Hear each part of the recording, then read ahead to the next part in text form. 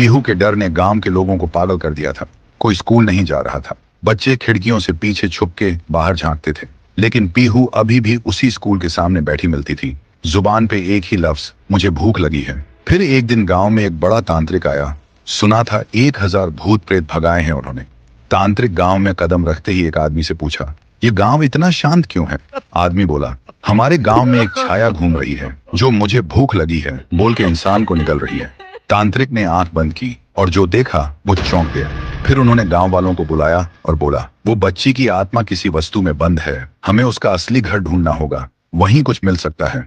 फिर एक रात गांव के 2 जवान साहसी लड़के पीहू का पीछा करते हैं और देखते हैं पीहू एक पुरानी झोपड़ी के अंदर जाती है। दोनों चुपके से झांकते हैं। पीहू एक पुरानी गुड़िया के सामने और उससे बात कर रही होती है जैसे वो जिंदा हो। दोनों देखकर चौंक जाते हैं। फिर अगली सुबह वही 2 लड़के झोपड़ी में जाकर वो डॉल उठाते हैं और ले जाते हैं तांत्रिक के पास। तांत्रिक डॉल को देखकर चिल्लाता है, यही है, इसी में बंद है वो बच्ची की आत्मा, इसे आग में जलाना होगा तभी सब खत्म होगा। फिर रात में तांत्रिक गुड़िया को आग में डाल के हवन करता है, जोर जोर से मंत्र जप करता है। तभी एक भयानक चीख गूंजती है, मैं भूखी हूँ।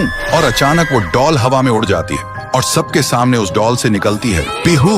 और जिन लोगों ने उस डॉल को छुआ था उनके शरीर एक एक करके पंडित जैसे फट जाते हैं। ये सब देखकर तांत्रिक भागने लगता है, लेकिन अचानक रास्ते बंद हो जाते हैं। वो पलट के देखता है, उसके सामने खड़ी होती है पीहू और वो बोलती है, तू मुझे जलाना चाहता था, अब तू जल। एक ही सेकंड में तांत्रिक के शरीर में आग लग जाती है और वो जलकर राख हो जाता है। उस रात के बाद गांव वालों को सब समझ आ गया था। पीहू ने सिर्फ उन्हीं को मारा जिन्होंने उसे दर्द दिया था, भूखा छोड़ा था, बाकी सब लोग ठीक थे। अगली सुबह गांव के सब लोग पीहू के सामने खाना लेकर आए और रो पड़े। बोले, हमें माफ कर दो, हमने तुम्हें भूत नहीं समझा, लेकिन तुम तो देवी हो जो सिर्फ भूखी थी। पीहू ने एक मुस्कान के साथ थाली में से एक निवाला उठाया और जैसे ही उसने वो खाया उसका रूप हल्की रोशनी में बदलने लगा। फिर वो हवा में